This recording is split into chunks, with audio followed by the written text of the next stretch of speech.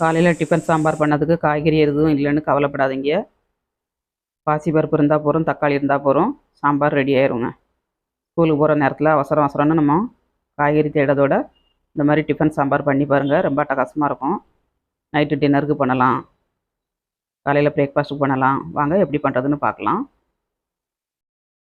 Hi friends, எல்லோரும் எப்படி இருக்கீங்க? நல்லா இருக்கீங்களா? இன்றைக்கி சூப்பராட்டு டிஃபன் சாம்பார் பார்க்க போகிறோங்க. பாசிப்பருப்பு வச்சு டிஃபன் சாம்பார் பண்ண போகிறேன். எப்படி பண்ணுறதுன்னு பார்க்கலாம். வீடியோ கடைசி வரை ஸ்கிப் பண்ணாமல் பாருங்கள். வீடியோ உங்களுக்கு பிடிச்சிருந்துன்னா லைக் பண்ணுங்கள், ஷேர் பண்ணுங்கள், கமெண்ட் பண்ணுங்கள், தொடர்ந்து ஆதரவு கொடுங்க. ரொம்ப நல்லாயிருக்கும். டிஃபன் சாம்பார் வந்து காலையில் பிரேக்ஃபாஸ்ட்டுக்கு, நைட்டு டின்னருக்கு இந்த மாதிரி பண்ணுங்கள். தக்காளி பழம், காய்கறி எதுவுமே வேண்டாமாங்க. தக்காளி பழம், பருப்பு இருந்தால் போதும். வெங்காயம் போட்டு டிஃபன் சாம்பார் வச்சுருக்கேன். எவ்வளோ அழகாக இருக்கும், ரொம்ப டேஸ்டியாக இருக்கும். வாங்க எப்படி பண்ணுறதுன்னு பார்க்கலாம். டிஃபன் சாம்பார் பண்ணதுக்கு 100 கிராம் பாசி பருப்பு எடுத்துருக்காங்க. இது 2-3 மட்டும் நல்லா கழுவி எடுத்துக்கலாம். கழுவி எடுத்தாச்சு. இதில் வந்து ஒரு வெங்காயம், பெரிய வெங்காயம் நீள சைஸில் கட் பண்ணி போட்டிருக்கேன். 2 பச்சை மிளகாய், ஒரு 4-5 பல்லு பூண்டு, தக்காளி ஒரு 3 தக்காளி போட்டிருக்காங்க. பெரிய தக்காளி, சின்ன தக்காளினா 4-5 தக்காளி போட்டிருக்காங்க. ஒரு 1/2 டீஸ்பூன் எண்ணெய், மஞ்சள் தூள், பெருங்காயத்தூள். எண்ணெய் கொஞ்சம் சாம்பார் பொடி 2 மேலே கரண்டி வராது உங்களுக்கு. உப்பு ஆட் பண்ணிக்கலாம். சாம்பார் பொடி வீட்டில் திரிச்சு இருந்தேன்னா ஆட் பண்ணிக்கோங்க. நான் கடையில் உள்ள ரெடிமேட் பொடி தான் போட்டிருக்கேன். சக்தி சாம்பார் பொடி ரொம்ப நல்லாயிருக்கும். இது முங்குற அளவுக்கு தண்ணி விட்டு நம்ம ஒரு 3 விசிலுக்கு விட்டு எடுத்துக்கணுங்க. 3 விசில் விட்டால் போகிறோம். அதிகமாக விட்டு நல்லா குழஞ்சிடக்கூடாது. பருப்பு வந்து டிஃபன் சாம்பாருக்கு வந்து பருப்பு வந்து நல்லா பூவாக மலர்ந்து போய் இருக்கணுங்க. அப்போ தான் இந்த சாம்பார் வந்து ரொம்ப நல்லாயிருக்கும். அங்கங்கே திட்டு திட்டாக பருப்பு தெரியணும். 3 விசில் ஆயிடுச்சு. நம்ம ஓப்பன் பண்ணிடலாம். சூப்பராக வஞ்சிருக்குங்க. உப்பு போட்டதுனால சீக்கிரமாட்டு நமக்கு அவியாது இந்த மாதிரி கிடைக்கும். உப்பு போட்டு பண்ணுங்கள்,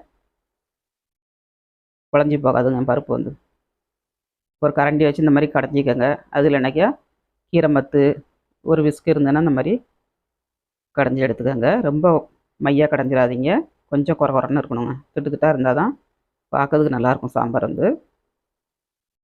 கீரை மத்து இருந்ததுன்னா அதை வச்சு கடைஞ்சிக்கோங்க. மசிச்சு எடுத்தாச்சு.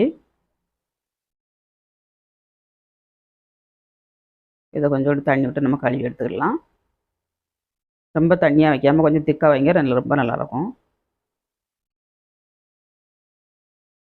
இந்த அளவுக்கு திக்காக வச்சுக்கோங்க. இப்போ கொதிக்க விட்டாச்சு நல்லா. இப்போ மல்லித்தலையும் கருவேப்பிலை தலையும் ஆட் பண்ணிடலாம்.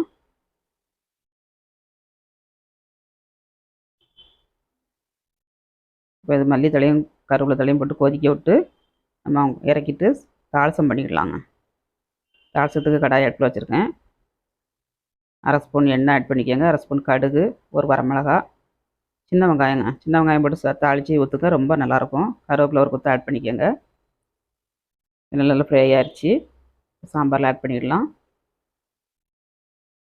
இட்லிக்கு, தோசைக்கு, சாதத்தோடு சாப்பிட்றதுக்கு ரொம்ப நல்லாயிருக்கும். லாஸ்ட்டில் கொஞ்சம் மல்லித்தலை தூவிட்டு சேவ் பண்ணி சாப்பிடுங்க.